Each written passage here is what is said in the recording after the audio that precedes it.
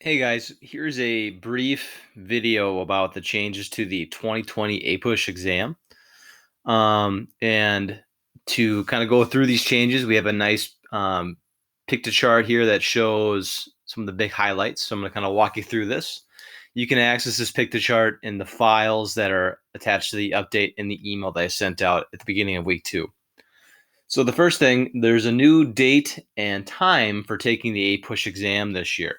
The new date is Friday, May 15th. So it's a week later, 1 week later than when you would have been taking the AP exam originally for US history. And this time here is actually incorrect. This graphic was made by a teacher on the East Coast. You actually be taking the test at 1 o'clock p.m. So it says 2 o'clock here just because the teacher made it from the East Coast. And when it's 2 o'clock there, it's actually 1 o'clock for us. So the test for you as a central time zone student will actually be 1 p.m. So 1 week later, and it starts at 1 o'clock. You'll be taking the test on a personal digital device. That could be your Chromebook, that could be your own laptop, it could be on your phone if you wanted to do so, or a tablet, although I don't recommend that. But that's the tool you'll be using to take it, and you'll be taking it remotely at home. We'll not be coming together to take the AP exam. So there's a new test date 1 week later. You begin the test at 1 p.m., not 2 p.m. like it says here, and you'll be using your own personal device to take it remotely. The new format for the test, instead of having like 4 parts, which used to be the multiple choice, the short answer, and then the LEQ and the DBQ, you're now going to be asked just one written response question, and that's the document-based question.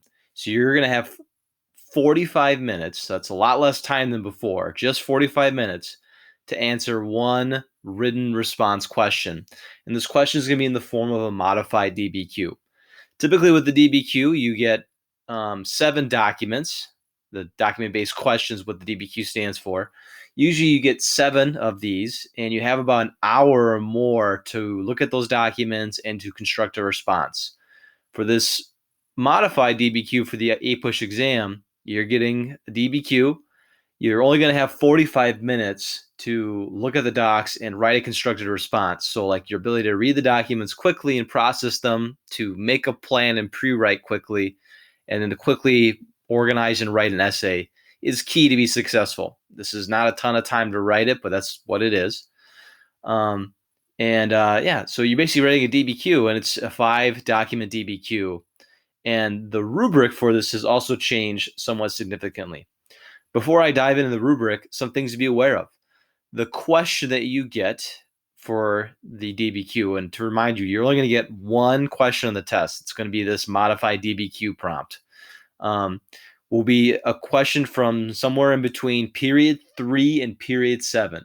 So stuff from the very beginning of the year, period 1, period 2. So content all the way up until the French and Indian War and the beginning of causes for the American Revolution. That's not going to be like what the question's asking you explicitly about. So stuff from early in the year will not be the focus of the AP exam. Stuff at the end of the year, periods 8 and 9, so anything after World War II, will also not be the focus of the DBQ question. So you have a pretty small window, all things considered.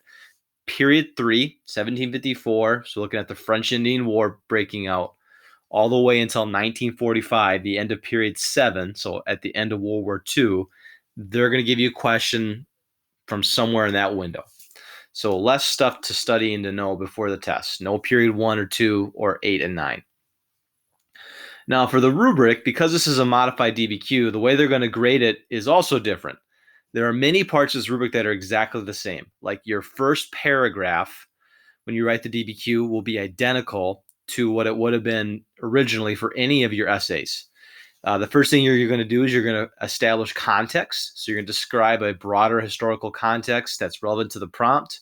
You can either do the Star Wars approach, what was going on prior to the events in the prompt and in the question and in your thesis, or you can tell me about another theme that was taking place at the same time as your essay, and then connect that other theme to your response. That would be the big idea approach. So if you get asked a question about like the progressive movement in 1900 and 19 10, you could talk about, for the Star Wars approach, the Gilded Age and how there's all this corruption that led to the progressive movement. Or you could talk about our changing foreign policy during this time period with Teddy Roosevelt and William Howard Taft and dollar diplomacy, and Woodrow Wilson with the moral diplomacy and or World War One. That could be your other theme if you want to use that instead. So context is exactly the same. You put that first at the very beginning of your first paragraph. You're then going to write a thesis that answers the prompt of the DBQ that they give you. And that is the exact same as you would do anyway for a DBQ thesis. You're going to answer the prompt with a clear stance. You're going to make an argument. You're going to say to what extent something happened. So there was lots of changes, or there was lots of continuities, or they were more similar than they were different. And then you're going to give a line of reasoning. So you'll make a claim. They were more similar than different, and you'll establish a line of reasoning. This is seen by topic 1, topic 2, and topic 3. So your first paragraph hasn't changed at all. You lead off with context, that's 1 point, and you write a clear analytical thesis, that's also another point. The body paragraphs are a little bit different, but they're actually pretty similar to what you would have had before. So the first thing is each of your body paragraphs are going to be one of those main points from your line of reasoning, and you're going to corroborate or group the documents as support for each of your main points. The documents, you can get up to 3 points on this change rubric for. You get 1 point for just using content from 2 of the documents. So if you talk about stuff that's in the documents for 2 of them, you get a point. If you actually use information and content from 2 documents to support your argument, which you do when you group them and corroborate the documents, if you actually use evidence from 2 of them to support your thesis, so you're not just like listing the content, but you're using it, you get a second point. So that first point is like really easy to get. The second point is also pretty easy to get. They're giving you 5 documents, and you only need to use 2 of them to support a claim. The third point is if you use 4 of the 5 documents they give you, so all but 1, and you use 4 of them to support arguments in your thesis. So you're using 4 to support it. So you can get 3 points for the documents. So that's the first half here. You get 1 point for the thesis, 1 point for the context. That should be in your intro paragraph. And you can get up to 3 points for using the documents. You can get 2 points for having outside information. This is a little bit different than before. Prior to all these changes in the DBQ, you would only get 1 point for outside information, where you would find 1 piece of additional evidence that's not listed in the documents, and you would use that evidence, that outside info that's not listed in the documents, to support the claims and the line of reasoning in your thesis. Well, now they'd like you to do that twice. So you get 1 point for 1 outside piece of information that you use to support your argument, and you get a second second point for using a second piece of outside information as evidence. So you get 2 points for that. So now we're up to 7 total. You get 2 points for analyzing the documents. So this is HIP, historical context, intended audience, purpose, point of view. If you perform one type of HIP, so maybe just historical context or maybe just purpose for one of the documents, and you do this well, so like you state what the point of view is, and you explain how this is shown in the document, or you explain what the historical context of the document is. So you state that, and then you explain how that context is influencing what you see in the document. If you do that for 1, you get a point.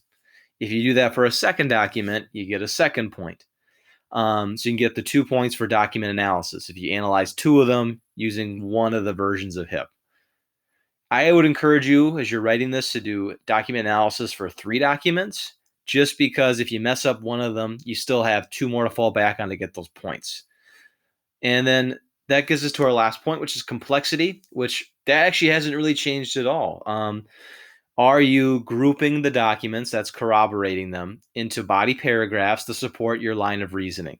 So whatever the main point number 1 is in your thesis, do you identify 2 or 3 documents that support that claim, and you talk about them together in a body paragraph?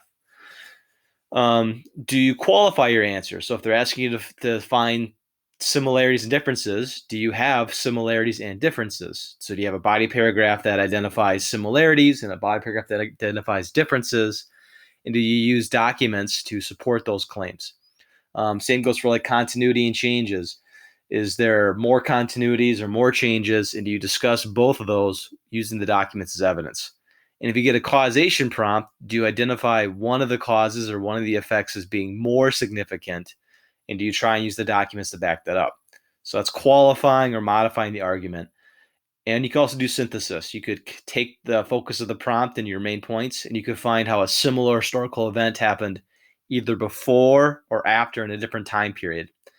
And you could discuss things from period 1 and 2 or 8 and 9 if you happen to know stuff from those time periods as part of your synthesis. So complexity is actually the same. So the rubric is now 10 points. You're only getting 1 DBQ, and it's modified 5 documents down to 7. First 2 points are exactly the same as before, and do them in the introductory paragraph, context and thesis. You now get up to 3 points for using the documents. And if you use 4 of them to support your answer, you get 3 points. You can get up to 2 points now, so double the points for outside information because they want you to find 2 pieces of outside info. You get 2 points for historical analysis or performing HIP, document analysis. And you get 1 point for doing complexity, which is the same requirements as before for getting that. I'll talk more about this on Wednesday and go over the rubric again. This probably was confusing the way I was kind of just like listing through it. But those are the major changes to the rubric and the test. Contents from period 3 to 7. It's going to be 1 DBQ question, and it's modified. They're only going to give you 5 documents, and you use them to answer the prompt like you would for a normal DBQ. What does all this mean for our class going forward? So the test is now on May 15th. Week 3, we're going to continue, or Unit 3, we're going to continue learning about content in the Cold War. So we're going to dive into the 1950s and read Chapter 37 and do stuff with that. But then starting with Lesson 4, or Unit 4, Week 4, we're going to begin reviewing for the exam. And that'll give us 4 weeks to review for the APUSH exam. We're going to spend like each week going over 2, maybe 1, depending on the size of the time period, but 2 periods or 1 period. So like for 1 week, we'll go over periods 4 and 5. 1 week, we'll go over just period 7, and we'll review that content. There'll be videos. There'll be assignments where you need to read or watch videos and go over major ideas and key concepts. And I'm going to have you try and focus on topics that will most likely be asked on the AP exam. You're also going to have assignments that are based on completing like modified DBQs. So you're going to get a lot of like document analysis to practice hipping. You're going to get some context and contextualization practice questions. You're going to get some thesis writing practices. You're going to get some document grouping practice. Most of your assignments are either going to be just reviewing some of the content from earlier in the year or practicing skills that you're going to use on this modified DBQ. So it's not busy work. I'm going to give you stuff that's going to help make you sharp for this test so that when you take it, it feels like nothing new and you feel prepared for it and you're not blindsided or get nervous when you're doing this kind of curveball of a test. So I guess going forward, we're going to have 1 more week, week 3 of content. So week 2 and week 3 will be content from period 8. And then for the next 4 weeks, we're going to review up until the test on May 15th. And the review will be a lot of skill stuff, the practice contextualization, document analysis, thesis writing, and reading and grouping documents. And that'll all be tied into our review for the test. I'm going to have a WebEx conference on Wednesday. Watch for more information about that in a bit. And, if you have any questions, feel free to contact me before that. I'm happy to talk to you, email you, or do a WebEx teleconference to go over these major changes if you are interested. My takeaway from this, and I'm talking a lot, this isn't a bad thing. This is actually quite doable. You guys have done a lot of writing this year. This plays into your strength for constructing paragraphs, like introductory paragraphs with context and thesis writing. We've done a ton of modified documents and DBQs already this year. We've done HIP all throughout the year. So this is actually probably a good thing for a lot of you, regardless if you took AP World before or if you didn't. We've had a lot of practice. And I think this plays into our strength. And the fact that the content's only on periods 3 to 7, I'm really confident that we're going to do quite well as a group on this. And we'll prepare for it over the next couple weeks. All right. Have a great day.